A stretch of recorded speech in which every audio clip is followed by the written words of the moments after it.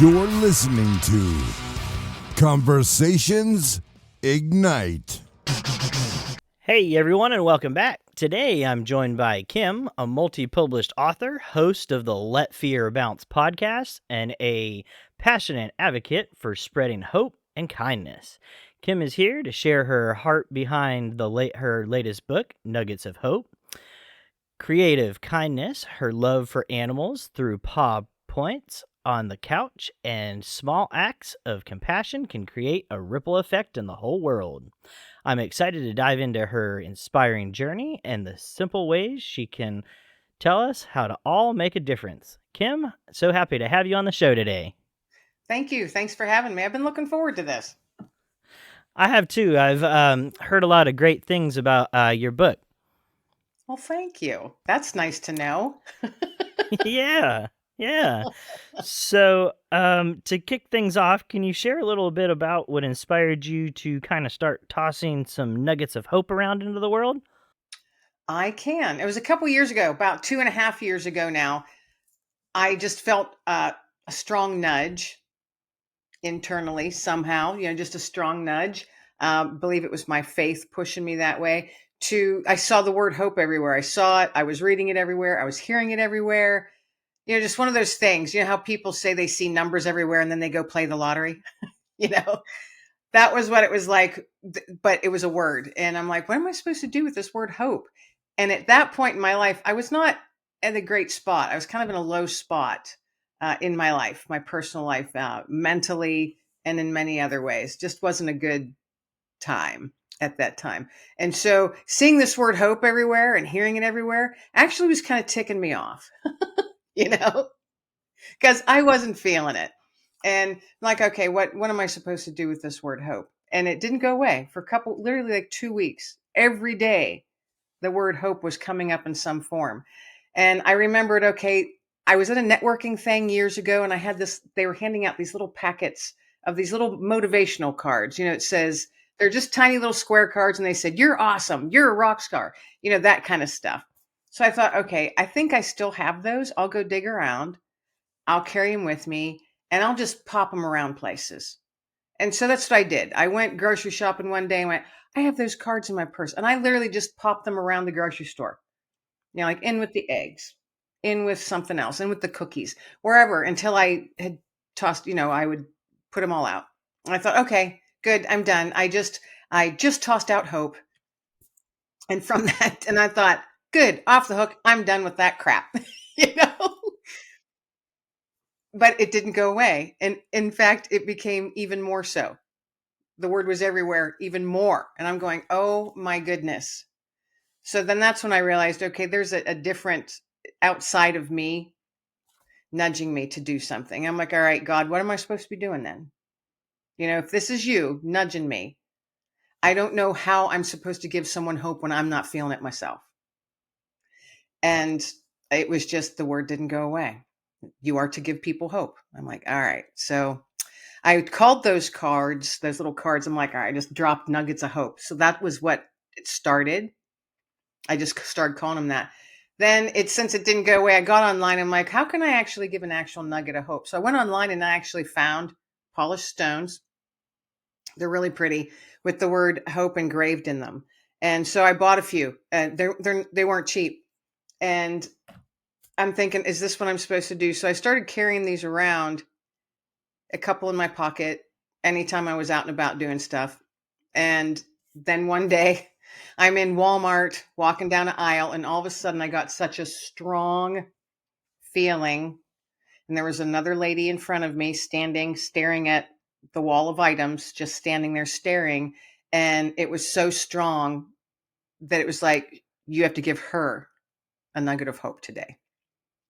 And I stood there, I'm like, oh my goodness, I'm supposed to approach a stranger. They're going to think I'm a stalker or a creeper or something. But it was very strong. She needs a nugget of hope today. And I took a moment to look at this woman, and she wasn't seeing, and you could tell she was in one of those frames of mind where she's standing there staring at the wall of items, but she wasn't seeing them. And I remember thinking, oh, that's been me before. I just having a moment, having a bad day. And it just kind of stops you in your tracks sometimes, and you just can't think. You just kind of go blank. And I'm like, that I've been there, and I've actually been there recently. And so I just grabbed that stone in my pocket and I approached her, and I came up to her side so I didn't startle her. And I just said, "Excuse me, ma'am." And I held up my hand. She immediately held hers out. And I said, "I would love to give you a nugget of hope today." And I placed it in her hand and just said, "I wish you a blessed day." And I turned to walk away because to this day, I don't feel I'm supposed to stand and chit chat, get their name, find out their story. I'm just supposed to give them the nugget of hope. And as I was walking away, I heard her softly say, "Oh my goodness, you have no idea. You have no idea." And I just kept walking, and I got my stuff and got back to my car and sat in my car and put my head on my steering wheel and cried. And I went, "Oh, that's why I'm supposed to do this. Okay, I get it now." I get all tearied up thinking about it because it was really powerful. And each one, like I buy these little stones. They come 50 at a time. At least I purchase them 50 at a time. And I'm on my third pack of 50.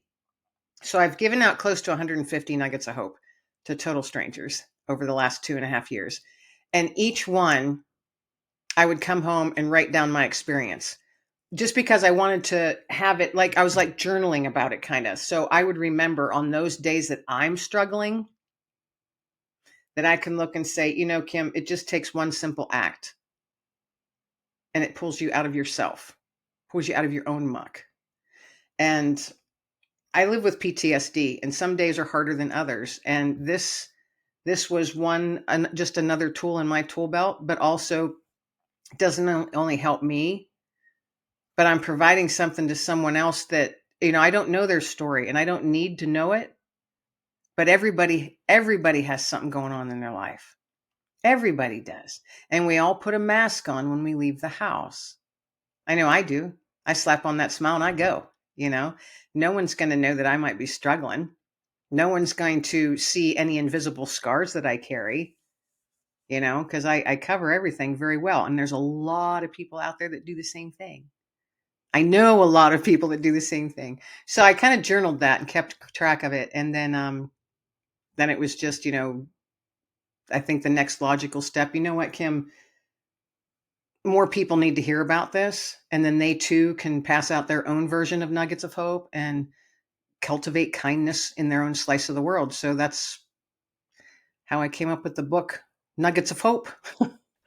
Wow, that's amazing. And you're so right. You never know what somebody's going through, but sometimes you just know that somebody needs a little act of kindness. And that act of kindness can totally turn around somebody's day, just like you did when it happened at Walmart.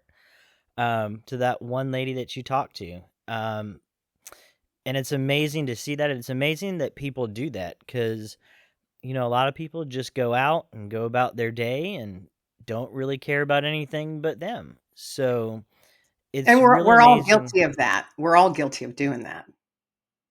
You're in your own muck. That's what I call it. I get stuck in my own muck, and I'm in that tunnel and I forget to look outside my tunnel.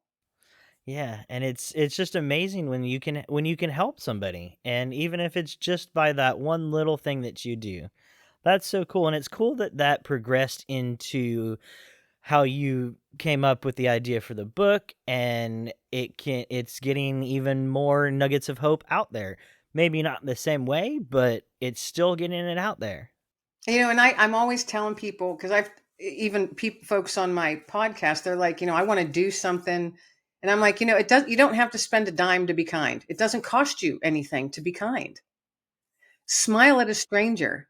One of my favorite things to do, especially if I don't have a little nugget, or I carry them with me, but I don't all the time feel nudged to approach people. That's not an all the time thing. And it's interesting how it happens, because when I feel it, I feel it.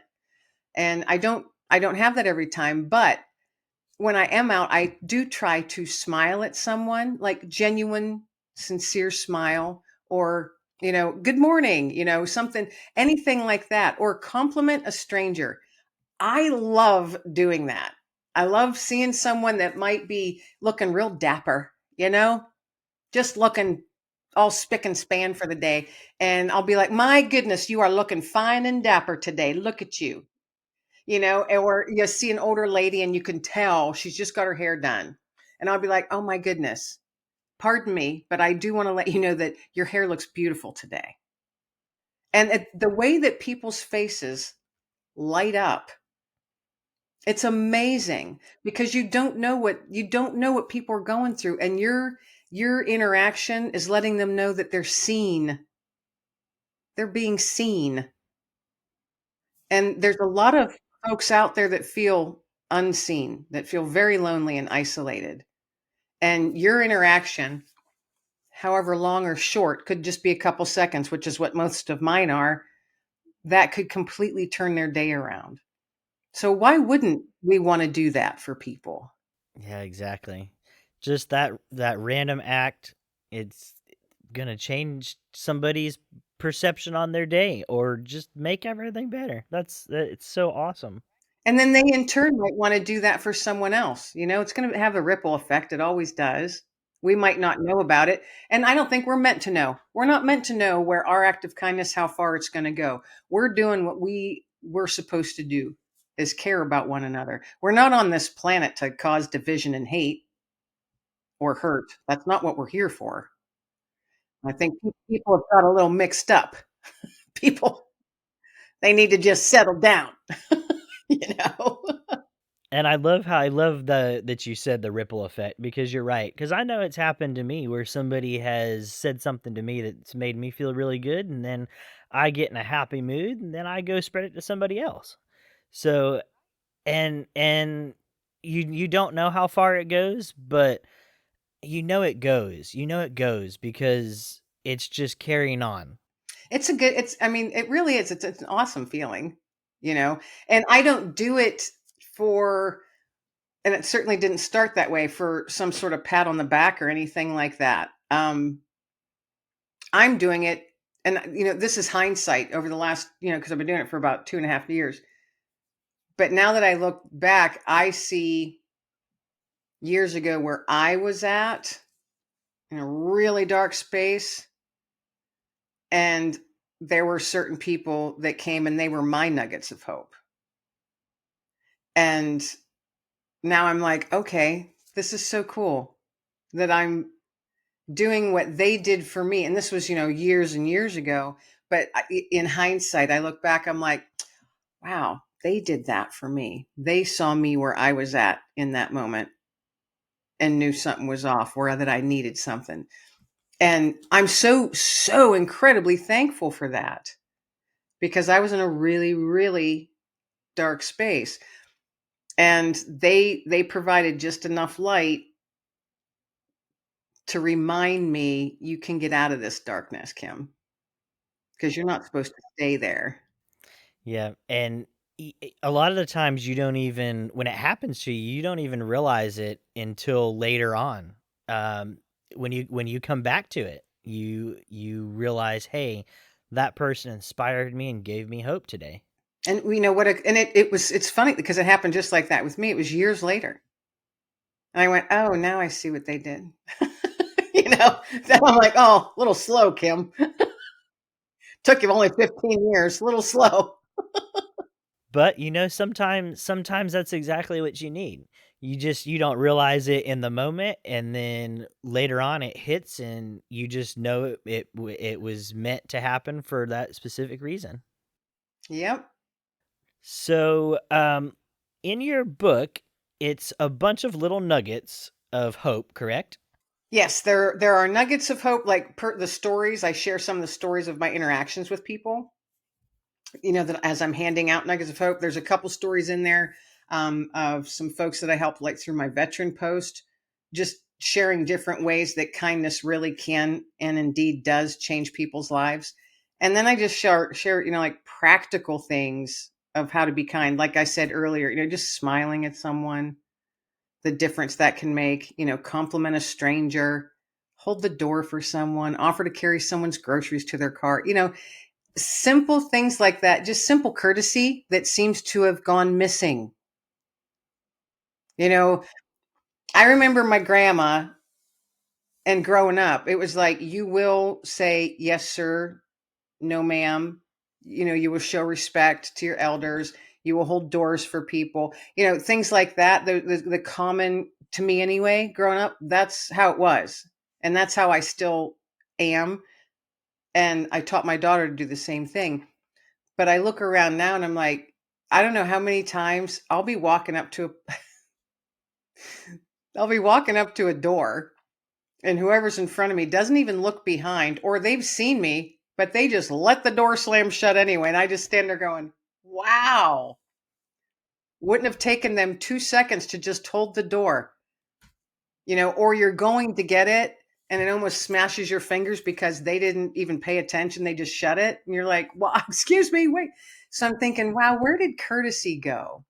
It's a different world nowadays, I have to say. Because I was brought up the same way, where yes, yes, ma'am, yes, sir. Um, Open the door for strangers, hold the door, all that stuff, and you just don't see that a lot nowadays. The world has definitely changed. And, I've noticed, and I live in a small rural area, but even here, like if I'm in like the main town, and when you see people, no one walks with their heads up anymore. Everyone's on their cell phone. Yep. I'm like, do you have any idea? I want to stop. Sometimes I just want to yell and stop and say, do you have any idea how much you are missing by staring at your phone? You are missing so much. And I'm sitting there thinking, it wasn't that long ago, really not, that computers and cell phones, and especially cell phones now, cell phones are computers. You can do anything on them now. They've not been around that long. But look at the dramatic impact on how people act has happened in that short period of time. Yeah, I'd say in about the last 20 years. It's crazy. The last 20 years is probably when I think the iPhone came out, somewhere around 2005, and that kind of changed the world. And it a lot of it for the better, but a lot of it for the worse also. Right. I mean, I think this is just my own personal opinion. And I'm no expert or no counselor or anything like that, but I strongly feel people are isolating themselves more and more because they're not interacting with humans. They might be talking, but nowadays it doesn't even have to be a human on the other end of your chat, Yeah. you Yep. It know? could be an Um, AI right. person. And you're getting, they're getting sucked into things or becoming keyboard warriors and forgetting how to actually have a conversation with a real person, how to interact, have, social manners and social mores. It seems to have all disappeared. And I think that is incredibly sad. It is. It is. It really is. Now, in your book, what is your favorite nugget of advice or story or something that just stands out to you? One story that I share in here, and it's one that I will never forget. It's stuck with me. It's an older gentleman, had to have been in his 80s, pretty frail, didn't look super healthy, or maybe he was just really, really tired. I don't know. Again, it was in a store. And as soon as I came around the corner and saw him, it was so strong. It was like, he needs a nugget of hope. So I reached into my pocket and I walked up to him. He's a very tall, lanky, older gentleman. And I walked up to him and I said, "Excuse me, sir. I would like to give you a nugget of hope today." And he turned and looked at me and just yelled. This was loud yelling in anger. "What the hell do I have to hope for?" And I just stood there and I thought, okay, this was like all within like a half a second, my brain. I went, okay, he's not yelling at me. There's something really big going on in his life. Give grace, Kim. So I just stood there and held my hand out. Said, I would love to give you a nugget of hope today, sir. He held out his hand in anger, but he held his hand out anyway. And I put his hand and I said, "I want to wish you a blessed day, sir." And he's like, "I don't know what the hell I'm going to hope for." And he's like, rah, rah, rah, and swearing and mumbling and getting louder. But he put that stone in his pocket. And I just said again, sir, I do want to wish you a blessed day. And I turned to walk away. And I felt so heavy, so heavy. And I was like, oh my goodness, that man is hurting so bad. Something big's going on in his life. And as I was walking away, I heard him saying, I can't find the bleep, bleep dish soap. I can't find the right dish soap. And he was like, swearing. And I remember getting to my car. This was another time when I cried. And I just sat there because I felt so heavy. And I thought, you know what? That guy, maybe he just got home recently from a long hospital stay because he didn't look very healthy. And maybe this was his first time getting out to get groceries and he was just tired, still didn't feel good, just wanted to get his stuff and get home and he couldn't find the gosh darn dish soap. Or maybe his wife had just passed away and he couldn't find the dish soap that she has used for decades. And he had to get that one type of dish soap because that's what his wife always used. I mean, maybe it was that. Maybe he's caring for his wife. Maybe she has dementia or Alzheimer's and he's a full-time caretaker and he's tired. He is just dang tired. I have no idea what his story was, but it was something big. And his anger, I know it was not directed at me. And then I sat there and I'm like, you know what? Thank you, God, for putting me there. I'll take someone yelling at me every once in a while if it's going to help him a little bit. You know, that's no biggie. I got big shoulders. I've carried heavier stuff. So that's one of the stories I share in the book in a little more detail, but that one stuck with me. It's always going to. And I often wonder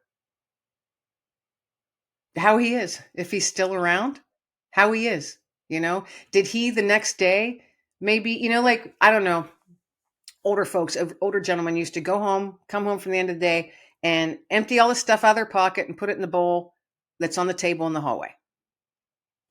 Grandpas across the nation have done that.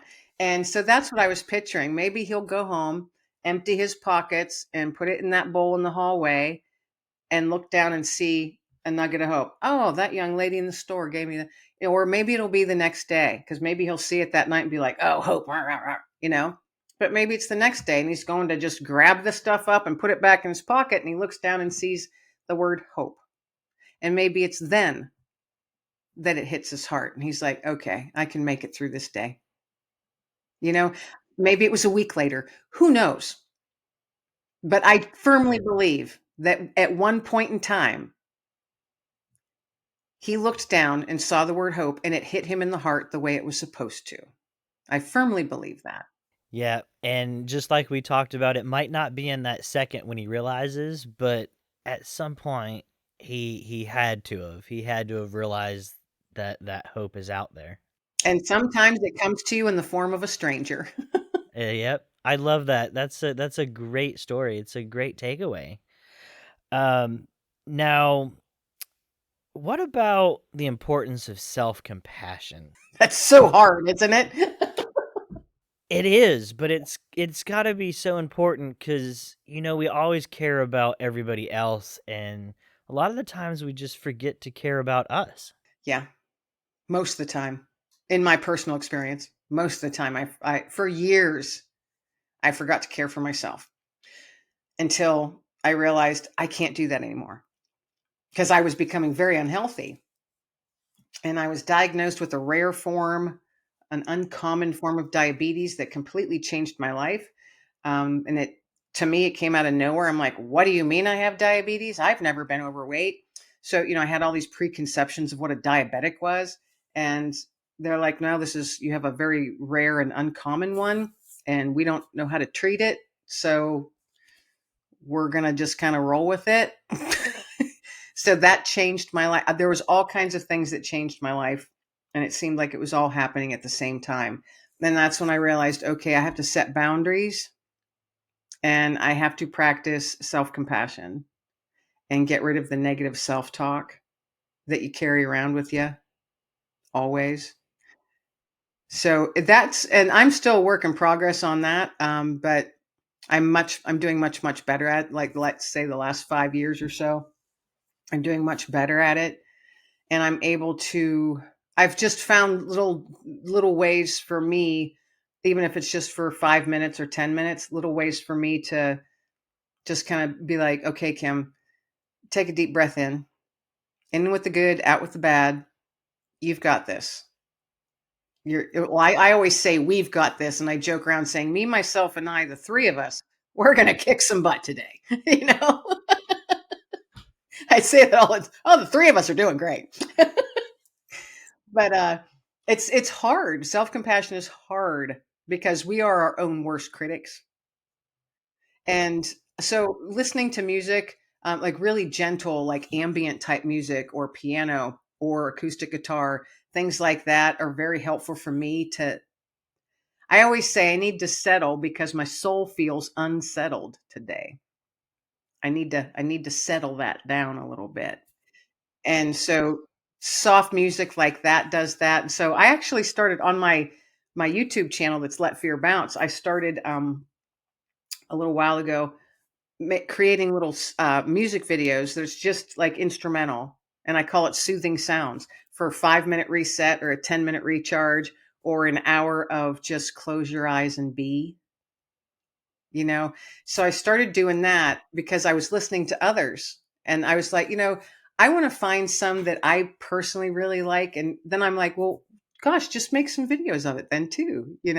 So I started doing that just for fun, and it's been very doing that is really helpful to me because I'm getting like private messages from folks saying I really needed that 10 minutes, and I'm sitting there going, okay, see, sometimes that's all it takes is 10 minutes.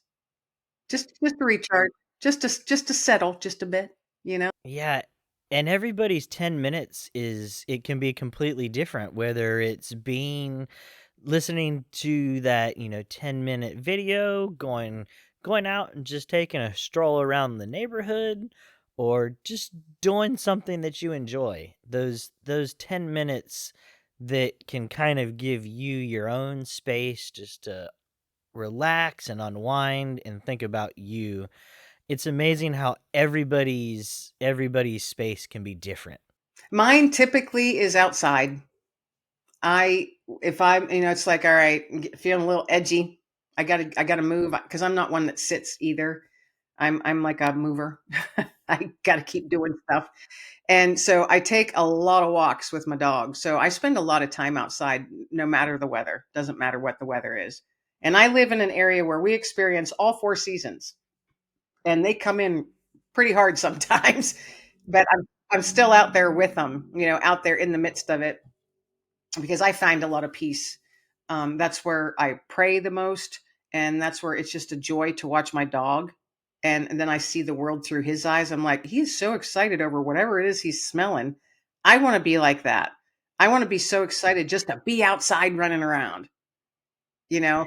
And so that's what helps settle me, is listening to music and being outside and reading. Those three things are the three main things I do for my own self-care that helps me stay self-aware. Yeah. And that self-care, like we were talking about, it's so important to be able to it's so important because you need that self-care, because so many people are just so passionate about everybody else, and like I said before, they forget to take care of themselves, and that and as great as it is that, you know we're caring about all these people, if we don't care about ourselves, then it can be a downward path for us.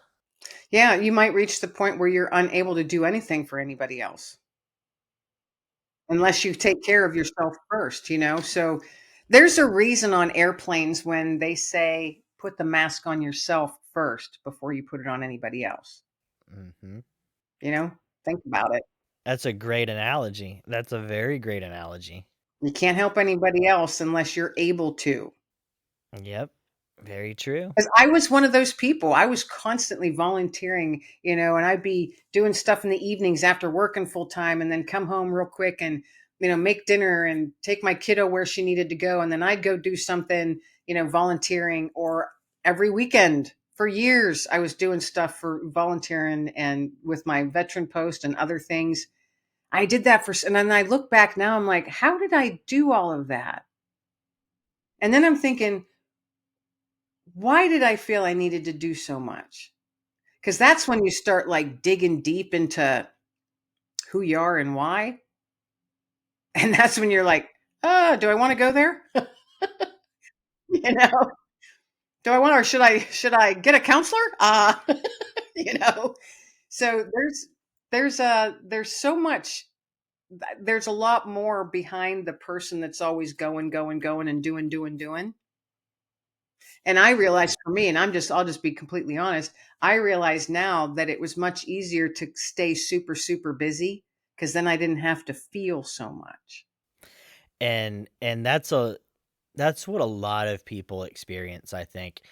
Um, when you have issues or anything that's going on, maybe personally, digging into work or projects, just staying busy, it it's a way for people to not process what's actually going on. Yep. Wow. Wow. So, what are some ways that you think some people could maybe cultivate kindness if they're not the kind of person that can write a book to help people, or they're not kind of not good enough, but not brave enough to walk up to a stranger and hand them a hope rock, a little a lot of people can't do that. No, I know that. I am well aware of that. I've had so many people say, I can't believe you do that. And I'm like, I can't either sometimes. But what are some ways that some people could kind of give back, that caring and compassion and hope, without kind of doing those kind of things? You can do some there. I mean,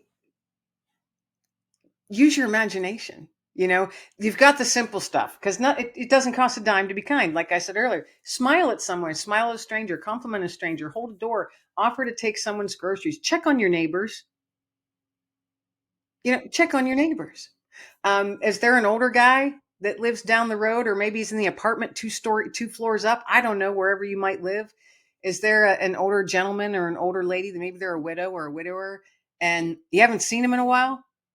Go knock on the door. Hey, is everything okay in there? You all right? Do you need anything? Or drop a coffee off to somebody, or, some flowers random for no reason at all. And oh my gosh, what would be so fun? To get some flowers, like maybe carnations or something. And then when you're out and about, just randomly hand them to people. How fun. Carnations are the cheaper flowers. That's why I thought of that. But you can do anything like that, or make little notes and put them on people's, under their windshield wipers on their car. Just have an awesome day. You are awesome. You know, it, you're a beautiful person. I hope your day is whatever. A piece of paper, you might even, it doesn't even have to be a whole bunch. Just if you have a feeling that hits you, and I really hope it does. I hope that people are out there about in their days and you think, gosh, I wish I could do something for that person. Well, don't wish, just do. Why put off till tomorrow what you can take care of today? Someone said that. I don't know who said that. It's quoted. I don't know who I'm quoting, but why do that? Why put it off tomorrow what you can take care of today? And why would you want to wait to be kind? There's a question for the ages, you know. I love how just some of the small things that that everybody takes for granted. Just walking around and smiling and saying hey, or hey, you're doing so great today, or I love the random writing a note and putting it under somebody's windshield wiper.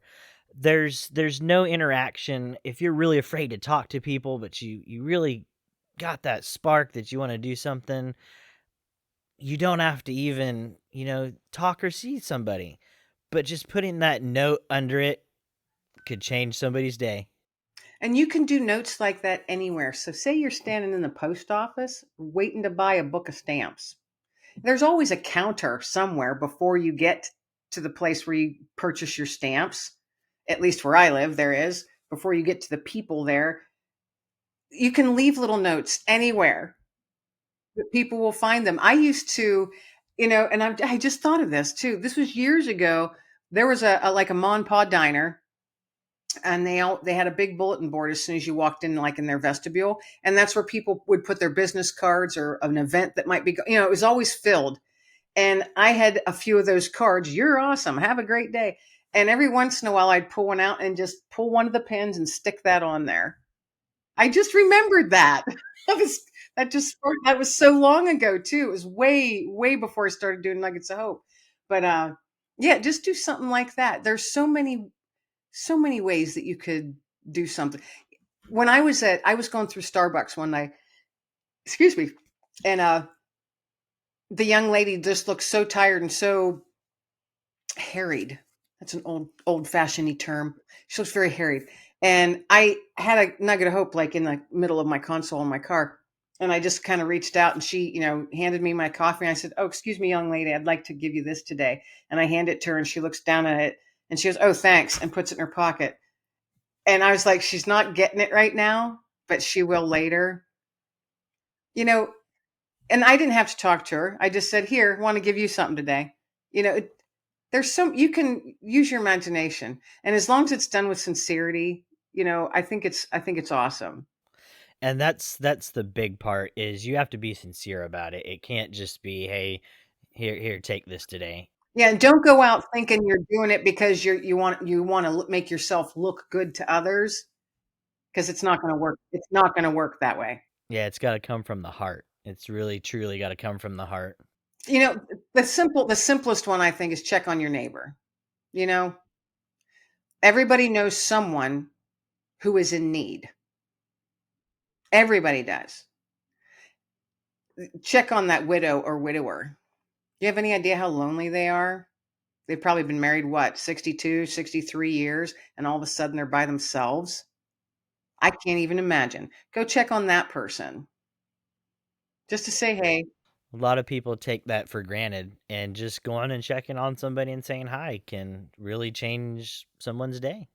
yeah, offer to take somebody for, a cup of coffee or something, or drop a cup of coffee off, or, you know, a pastry or whatever. There's so many different things that you can do.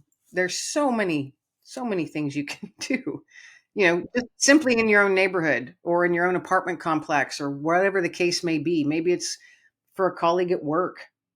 And you don't even have to let them know that you're the one doing it. Put a card on, like, at work, colleague at work. Maybe they lost somebody or maybe something big. They were diagnosed with a terminal illness. Everybody's going through so much stuff. Just leave a card on one of your colleagues' desk. You don't have to sign your name to it. Just leave a card on there saying, "Hey, you've got this."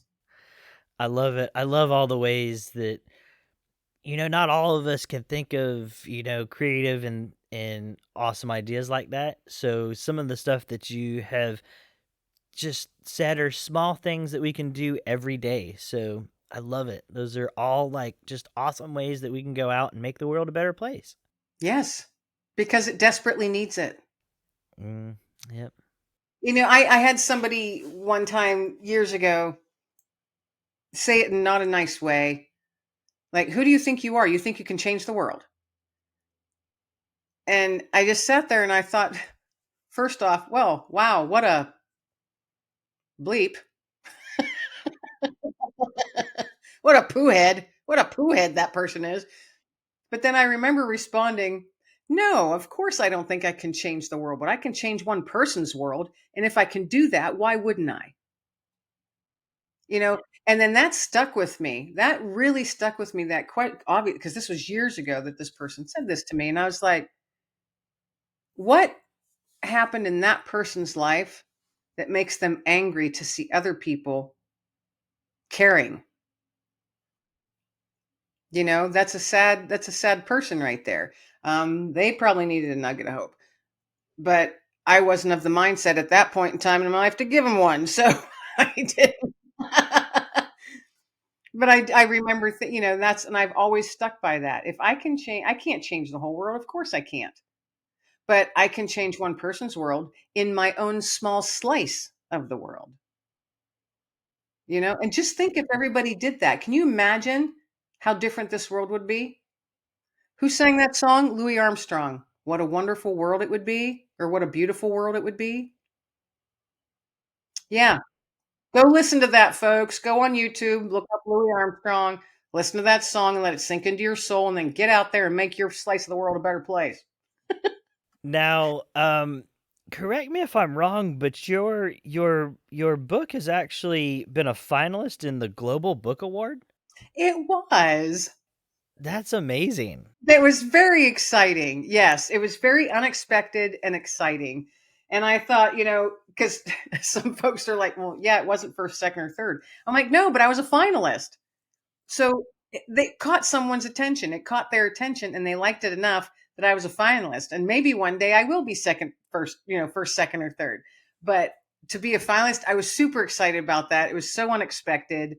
And, because I don't do stuff like that to have awards or accolades. You know what I mean? Yeah, but it feels nice when it does happen, even though you don't intend to. To get that little pat every once in a while on your shoulder saying, good job, that's what keeps you going. Yep. Yeah. Because I have my days. I'm like, I don't feel hopeful and I don't feel like giving out hope to anybody, but then you have stuff like that happen. You're like, oh my gosh. So it touched someone else when they read it, and it made them think long enough to think, you know what, we're going to keep moving, to make it to the finals. And it was very exciting. Yeah, that was exciting. That's awesome. It's awesome. I can't even imagine how it feels, cuz let alone write a book for me. It'd be the best thing in the world for it to be a finalist in some kind of award. So, congratulations on that. Thank you very much. Now, you also have another book, Paw Prints on the Couch, correct? I have a couple of them. Paw Prints on the Couch. That was a couple years ago. And then Paw Prints on the Kitchen Floor was released last year. And I am hoping to have a third one. It hasn't quite come about yet. I kind of wanted to do it this year, but I don't think it's going to happen. And that one will be called Paw Prints on the Front Porch. And they are anthologies, and they hold a big place in my heart because they're about pets. And there's 20 people that have shared their story about their pet.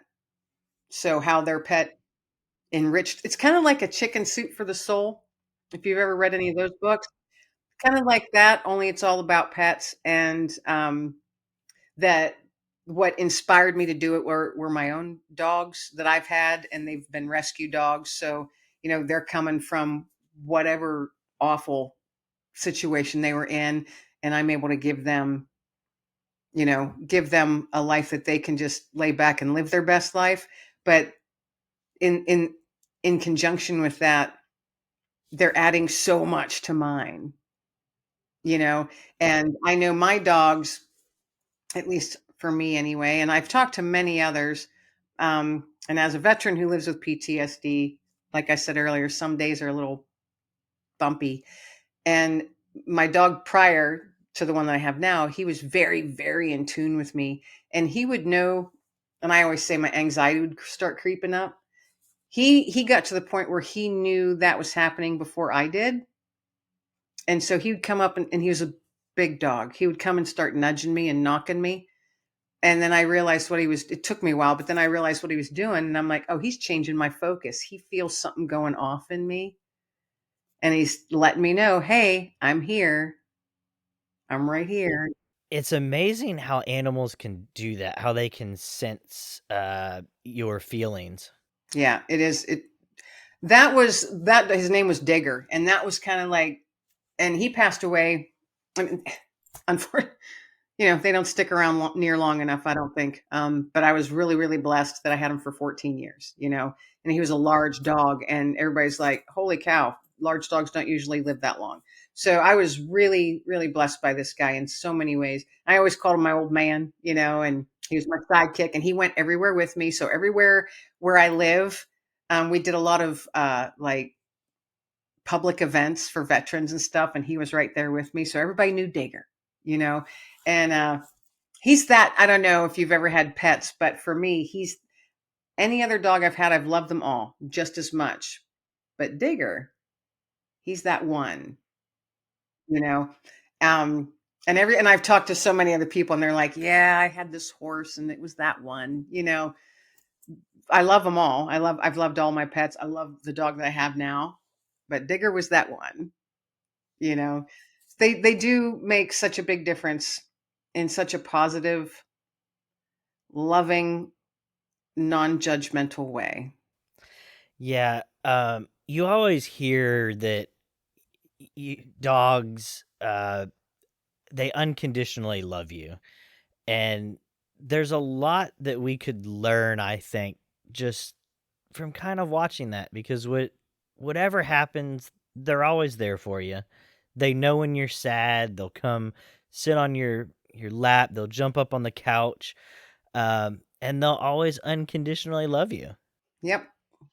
And the thing is, especially because I know I always used to feel guilty because I worked full time outside the home, and I always hated leaving my dogs for it's usually 9 hours. You work for 8, but you got to travel back and forth, so it's 9 hours or more a day. They're in the house all by themselves, and I always felt so guilty about that. And then I was thinking the one time, and I got so sad because I was like, they spend their life waiting on us, and then as soon as you walk in the door, their joy is just ridiculous, Uh, yep. you know, and they just turn themselves out inside out. And I'm thinking they're not mad because you made them wait that long, because they forget all of that as soon as you walk in the door. They're like, "Oh my gosh, my human's here." You know? So it's just I don't know, it's they spend their life waiting on us. And to me, in return, the least we can do is give them as much love and care as we can back. Yeah. Yeah. Pets, any kind of pet, they're like I said, they just love you. They love you for just being there for them. Like you said, they don't care that you're gone. As soon as you come home, their tail starts a wagging, they're jumping in the air, and they're ready to go. That's right. It doesn't matter what you have. Right? Maybe you have a lizard or a bird, whatever pet that it is that you have, you know, they bring something. They bring that extra something to your life. And it's been proven over and over again, all kinds of research and studies and stuff, just, even like equine therapy and things like that, how animals can settle you, how animals have such a big benefit on a person's mental health. I mean, there's all kinds of studies and all kinds of organizations out there that especially like companion dogs for veterans. Those dogs that seeing eye dogs. I mean, look at all of the ways animals help humans over the decades. And like you said, we should pay closer attention to how animals interact, because they've got it right. It's the humans that are screwing everything up. Yeah. Yep. Truly, you watch the animal kingdom. You know what I mean? You watch it because I'm very watchful when I'm out and about because I'm outside all the time. You watch how the birds act with each other and how different animals interact, or how if I'm coming through the woods, that squirrel is going to set up a big old chatter. He's letting everybody else in the woods know something's here that doesn't really belong. So you will start seeing the birds twittering and everything gets louder and louder as you go. Pay attention. Pay attention to all of that that's going on. They've got it all down. They know what they're doing. We as humans, I think, are just stupid and we're messing everything up. Yep. Yep. You got it. The animal kingdom, they just know. Somehow they just know. And I think we do too, but greed and whatever else words you want to come up with, that all came into play. Humans know too. They just choose not to do that anymore. Yeah, it's amazing, dogs, cats, birds, horses, they don't have to worry about the money or any of that stuff. They're there living and enjoying their life. Right. They're just doing. Yep. Yeah, they are just doing. Right. They're not worrying about it. They're just doing because it needs done. Because what has worry ever solved? Nothing. Nothing. Nothing at all. Absolutely nothing. So, in addition to being an author, you also have your own podcast, Let Fear Bounce. Yep. I started that, gosh, 5 years ago at the beginning of the pandemic, actually, like when a lot of people started things. So, a lot of people's lives changed, and mine was one of them when the pandemic hit. And I found myself in a spot that I'd never been in before. And I'm like, what am I going to do now? Because I lost my job. And I'm like, wow, I've not been in this spot before. And I'm in my 50s. And what the heck? You know? So I sat there and I'm like, all right, Kim, just be angry. Be angry for 24 hours. And then tomorrow, you're going to pull up your big girl panties and you're going to figure something out. So I did the anger thing for 24 hours and I did it really well. I I excelled at it. And then I woke up the next day. I'm like, all right, that's done. Letting that bounce. And I don't even know where letting that bounce came from. It just popped in my head. All right, letting that bounce now. And there was fear, like trying to be spoon fed to us on the radio and on TV. Didn't matter. Whoever they are, was just fear, fear, fear, fear. You got to be fearful of this. You can't do this. You can't breathe around your family. You'll kill your grandma. You know, don't leave your house. You'll die. I mean, it was just, and to me, it was so blatantly obvious. I'm like, you all are full of crap. Sorry. And now it's been proven that that was true. But it's like, no, you're not throwing this fear at me. I'm not catching it. I'm not going to let that land. I'm letting it bounce. And so, I was in the midst of that, everything was shut down. The world was shut down. And I'm sitting here in my house, just me and the dog. And I'm like, we're going to let this bounce, buddy. This fear's not landing. And then I'm thinking, what can I do? I no longer have a job. Plus, everything's closed anyway. A lot of people couldn't even go to work. And a lot of places where I live, there was no setup that they could work remotely because it had never even been thought of, you know, and it certainly wasn't the norm. So there was a lot of people sitting at home not knowing what the heck to do. And I thought, well, what's this podcast stuff about? Because I was working full time. I wasn't paying attention to any of that stuff. I was never online. And so I was like, I want to check out what this podcast stuff is. So I looked up, I'm like, well, that sounds fun because I like talking to people. I'm like, wonder how hard it could be. So I had this really old laptop. I didn't have an external camera or an external mic or anything. And I sat down that day and recorded my very first episode. It's so bad. It's so bad. But it doesn't matter. I did it. And I just started reaching out to people that I had networked with through my old job because I knew they weren't working either because everything was shut down. I'm like, hey, you want to get on here and chit chat for a minute or two? I'm trying to do this podcast thing. And that's literally how I started. And that's how the name came because I was like, I'm not letting the world tell me what I'm supposed to be fearful of. I'm not letting this land. And that's how it came. I just kept saying, I'm letting that stuff bounce. And so I kept picturing myself like fully clothed in like armor, like from back in the medieval days. And then you have the little devils flying around with their little bow and arrows trying to shoot poison arrows at me, but they're just pinging off of my armor like ping, ping, ping. So that's how I picture it, letting fear bounce, not landing. So that's how the name of the podcast came. And I just reached out to people and then it just kind of grew from there. More people, or they'd say, hey, I got another person I can introduce you to and they could maybe be on your show. And it just kept rolling from there.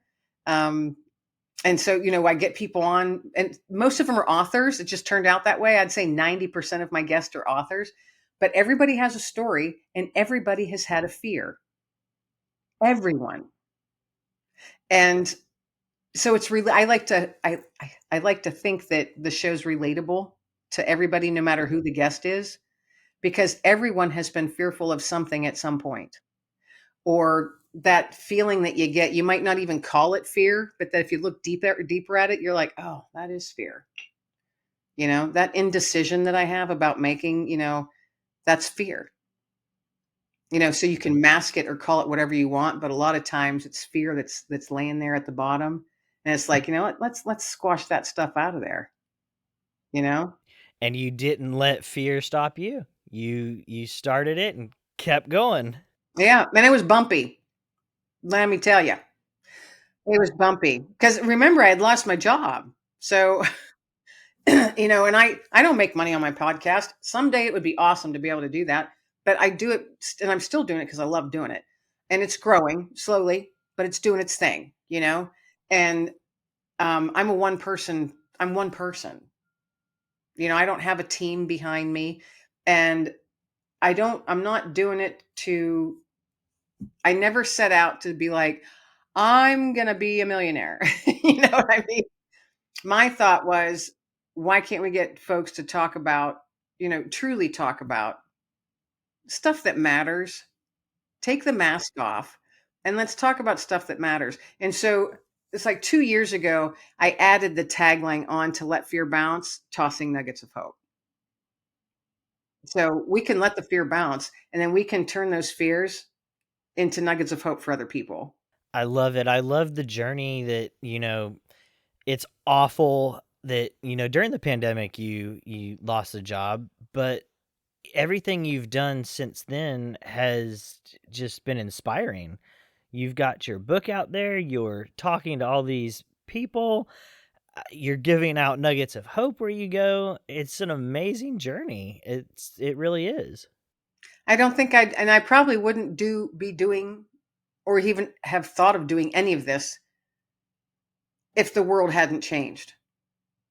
Sometimes it takes your world to be completely and totally rocked before you look around and go, "Oh, this is what I'm actually meant to be doing." There is more to life than just this whatever it is that you were in before. It's amazing how life can just throw you a curveball and, 1 second you're like, why? And the next second you're like, oh my God, this was meant to happen.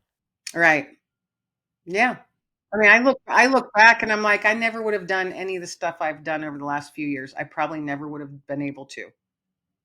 Or maybe not even ever thought of it, you know? And during that time frame, especially that first year, because it was just crazy. You know that. I mean, I'm sure everybody listening, they remember it was insane. The world has lost its damn mind, And I'm just like, wow, I don't ever want to be in that spot again, but people continue to lose their minds over other stuff. It's like we're in this weird spiral, and it gives me more motivation to give out more nuggets of hope. You know what I mean? Or be on shows like yours to share that message, and hopefully it's landing on people are listening and they're catching it, they're not letting it bounce. That they're catching it and thinking, okay, yeah, I can do that in where I work, or I can do that where I live, or my next door neighbor, I noticed they haven't mowed their yard in like 3 weeks. I wonder if they're okay. Maybe I should just go mow their yard. I've done that before too. I'm like, wow, there's something. Maybe I'm just going to go over and mow their yard. So I just go and I didn't ask. I just went and mowed the yard. So there's always a need somewhere that you can fill. Yeah, it's so true. I've done that exact same thing. Just when you're out, you know, and I like you said, mowing somebody's yard. I've done it. I've mowed my next door neighbor's yard just because I was doing it for me. Why not be nice? I'll do it for them too. And you can't imagine how happy somebody is just by a small thing like that. Um, they were busy, they didn't have time. I saw it needed to be done, and they were just so happy. And it's awesome to see that happiness from somebody, knowing that the smallest little thing that you could do, giving back to somebody, makes them feel. Right. Well, I mean, maybe you had surgery, because I had a big surgery about a year and a half ago, and it was a long recovery, and it was a tough one. And my neighbor noticed that, because I like my yard to be nice, and they knew I was having surgery. And so people pitched in to take care, and I have a big yard. So people pitched in to take care of that for me. And I was just sitting in my recliner because I couldn't do anything else. And I was just thinking, oh, I was like, oh, I was doing the whole woe is me, feeling sorry for myself. I'm in pain. I can't do anything. I'm never going to be able to do anything again. Wah, wah, wah. And I kept telling myself, pull up your big girl panties. And my other self is saying, poop on you. I just want to whine. You know what I mean? But then you look out the window and it's people notice. They realize, okay, she's not going to be able to do this for probably 3 or 4 weeks or longer. You know, let's just pitch in and help her. And I thought that, my family members came and helped me. And it was just, you don't realize how much that means until you're unable to do it. You know what I mean? Because when you're laid up, so that's another thing. There's a lot of people that are ill, or maybe they've had surgery or something. Recovery is not like an overnight thing, So help some folks out. Bring them a meal. You don't even have to go in their house. Just call them or text them and say, I'm going to drop this casserole off on your front porch at this time, so make sure you grab it so the neighbor's dog doesn't. You know what I mean? Do stuff like that. I've done stuff like that too. I just, I'll make I'll make a big casserole and like put it in smaller, like throwaway containers and freeze them. So when I need one, I'll be like, I'll either use it for myself, or hey, if a neighbor needs something, I'm like, you know what, I'm going to take that over. They've been taking care of their mom every night this week. They probably haven't even had a chance to cook anything. I'll just take this over real quick. Stuff like that. Just, just, just notice, you know, notice people. Take your eyes off your phone, off your computer screen, and notice people. It's not hard. No, it's not. It's really not. So if you could give all my listeners one piece of solid, great advice, what would it be? No matter where you're at, because like I've said several times throughout this chat, that I have been in pretty dark spots, and I have tough days, and where you don't feel hopeful, and you certainly you don't want to do anything for anyone else.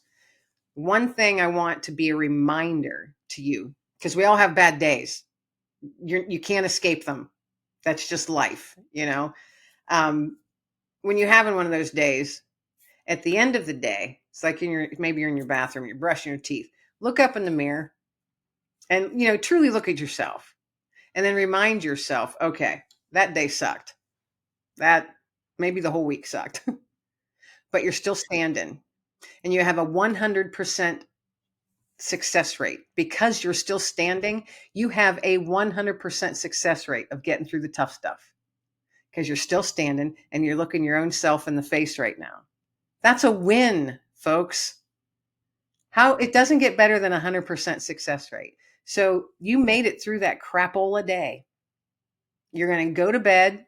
Maybe you won't sleep all that great, but you're still going to get up the next day, and you're going to take that next day on and remind yourself, I made it through yesterday, so I have a 100% success rate. I'm going to make it through today too. I love it. That's some great, great advice. Just look yourself in the mirror and say, I got this. That's right. That is right. Because you're still standing. You're here for a reason. So, Well, Kim, it's been so great to talk to you. If any of my listeners, which hopefully they will, want to tune into your podcast or read your book, where can they do that? easiest place to find me and all that stuff is my website, which is kimlenglingauthor.com.